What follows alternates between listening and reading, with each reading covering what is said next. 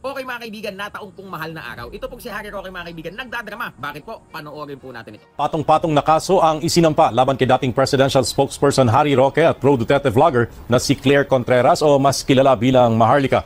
Ayon sa National Bureau of Investigation, kaugnay ito ng kumalat na pekeng video ni Pangulong Ferdinand Marcos Jr. na mistulang gumagamit ng iligal na droga. Nauna nang itinuro ng isa pang vlogger na si Pebbles Cunanan na si Roque nga ang nasa likod ng tinaguriang Polvoron video. Kabilang sa mga kinahaharap na kaso ay cyber libel, cyber at computer-related forgery, inciting to sedition, ito naman ang kaso ni Roque.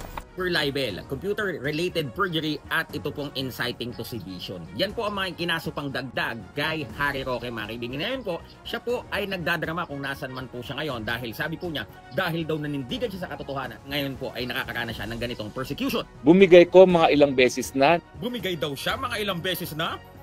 papaiyak ako kasi nga hindi ko maintindihan bakit naging ganito yung buhay ko.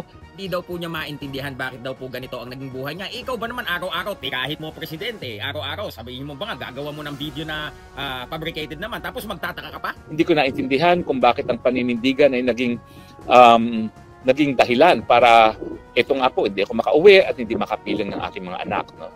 So maraming beses na ako napaluha. Paninindigan daw po ang kanyang dahilan kaya hindi siya makauwi. Harry Roque naman, wag mong nililihis ang issue, wag mong nililinlang ang tao. Hindi ka makauwi dahil may pending warrant ka. Pinapaaresto ka ng Kongreso. Bakit kanyo? Yun pong kanyang yaman na hindi maipaliwanag na kinokonekta po at nakita ng quad ko mga kaibigan, yung connection niya sa Pogo. Ngayon sabi niya, hindi.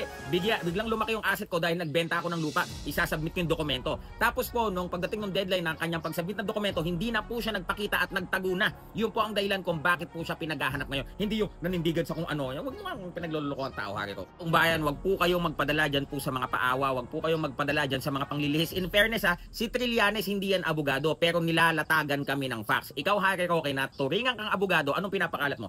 Fabricated videos? Anong pinapakalat mo? Yung mga dokumentong ipinangako mo, hindi mo na sinubmit, lawyer ka pa naman din, 'di ba? Hindi ka nagsasubmit sa batas. Nagtago ka, tumakas ka, 'di ba? Comment down below, tao bayan, ano po sa tingin nyo ang sistema dito pong si Harry Roque na ngayon po ay instead na pumunta dito sumuko, nagdadrama. Harry Roque, walang nagpipigil sa umuwi. Umuwi ka dito, harapin mo ang asunto mo at syempre, alam mo naman yan, bailable naman yan, di ba? O para makita mo yung mga anak mo, hindi nagdadrama ka dyan, nanghihingi ka ng simpatya para i-hate ng tao ang gobyerno. Silver Voice TV.